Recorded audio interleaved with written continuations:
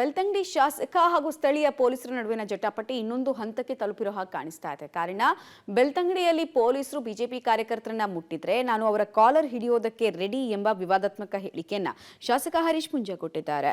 ದಕ್ಷಿಣ ಕನ್ನಡದ ಎಸ್ಪಿಗೆ ಬುದ್ಧಿ ಇಲ್ಲ, ಕಾಂಗ್ರೆಸ್ ಏಜೆಂಟ್ ರೀತಿ ಕೆಲಸ ಮಾಡ್ತಾ ಇದ್ದಾರೆ ಅಂತ ಬಿಜೆಪಿ ಶಾಸಕ ಕಿಡಿಕಾರಿದ್ದಾರೆ.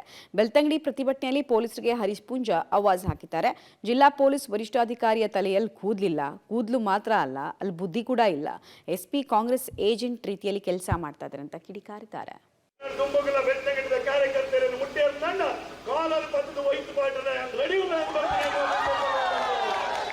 ಭಾರತೀಯ ಜನತಾ ಪಾರ್ಟಿಯ ಕಾರ್ಯಕರ್ತರ ಪರವಾದ ಬೆಳ್ತಂಗಡಿ ತಾಲೂಕಿನ ಮತದಾರರಿಗೆ ಅನ್ಯಾಯ ಪಣ್ಣಂತಾಂಡ ಯಾನ್ ಜೈಲು ಕೊಲ್ಲಿರ ರೆಡಿ ಇಲ್ಲ, ಪೊಲೀಸ್ ತಕ್ಕಲ್ಲ ಕವಲಲ್ಲಿ ಬರ್ತಾರಲ್ಲ ಯಾನ್ ರೆಡಿ ಇಲ್ಲ ಅಂತ ಬರ್ಪನೆ ಇಲ್ಲ. ಈ ಸಂದರ್ಭದಲ್ಲಿ ಬಂದ ಭಾರಿ ಸಂತೋಷ ಬರುತ್ತೆ. ಇನ್ನ ಜಿಲ್ಲಾ ವರಿಷ್ಠಾಧಿಕಾರಿ ಆನ ಮಂಡ್ಯದ ಸ್ವೀಚ್ ಎಸ್ಪಿನ ಮಂಡ್ಯದ ಸ್ವೀಚ್ ಉದಾಹರಣೆಗೆ ಕುಜಲಿಚ್ಚಿ ಯಾನ್ ಕಾಲಿ ಕುಜಲಿಚ್ಚಿಂದ ಮಾತ್ರ ಏನಿದ್ದೀನಿ ಹರಿಗಿಸ್ತದೆ ಉಲೈ ಬಂಡುಲ ಇಚ್ಚಿಂದ ಸ್ವಾಮಿ ಜಿಲ್ಲೆಯಿಂದ ಇಡಮಟ್ಟಲ್ಲ ನಿಖಿಲ್ ಕಾಂಗ್ರೆಸ್ ಏಜೆಂಟ್ ನಕಲ, ಜಿಲ್ಲೆಯಿಂದ ಇಡಮಟ್ಟಲ್ಲ ನಿಖಿಲ್ ಕಾಂಗ್ರೆಸ್ ಏಜೆಂಟ್ ನಕಲ. ನನ್ನ ತುಂಬಗಲ ಬೆಳ್ತಂಗಡಿದ ಕಾರ್ಯಕರ್ತರನ್ನು ಮುಟ್ಟಿ ನನ್ನ ಕಾಲರ್ ಪತ್ತದ ವೈಟ್ ಬಾಟದ ರೆಡಿ ಇಲ್ಲ. ಭಾರತೀಯ ಜನತಾ ಪಾರ್ಟಿಯ ಕಾರ್ಯಕರ್ತರ ಪರವಾದ ಬೆಳ್ತಂಗಡಿ ತಾಲೂಕಿನ ಮತದಾರರಿಗೆ ಅನ್ಯಾಯ ಪಣ್ಣಂತಾಂಡ ಯಾನ್ ಜೈಲು ಕೊಲ್ಲಿರ ರೆಡಿ ಇಲ್ಲ, ಪೊಲೀಸ್ ತಕ್ಕಲ್ಲ ಕವಲಲ್ಲಿ ಬರ್ತಾರಲ್ಲ ಯಾನ್ ರೆಡಿ ಇಲ್ಲ ಅಂತ ಬರ್ಪನೆ ಇಲ್ಲ. ಈ ಸಂದರ್ಭದಲ್ಲಿ ಬಂದ ಭಾರಿ ಸಂತೋಷ ಬರುತ್ತೆ.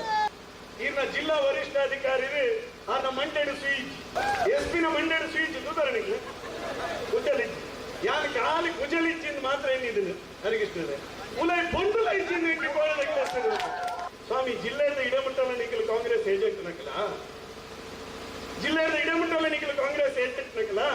ನನ್ನ ತುಂಬಗಲ ಬೆಳ್ತಂಗಡಿದ ಕಾರ್ಯಕರ್ತ ಬಿಜೆಪಿ ಕಾರ್ಯಕರ್ತನೊಬ್ಬನ ಜೊತೆಗೆ ಪೊಲೀಸರ ವರ್ತನೆಗೆ ಸಂಬಂಧಪಟ್ಟಂತೆ ಪ್ರತಿಭಟನೆಗೆ ಇಳಿದಿದ್ರು ಹರೀಶ್ ಪೂಂಜಾ ಅವರು. ಈ ಸಂದರ್ಭದಲ್ಲಿ ಮಾತಾಡಿರುವಂತಹ ಪರಿ ಇದು.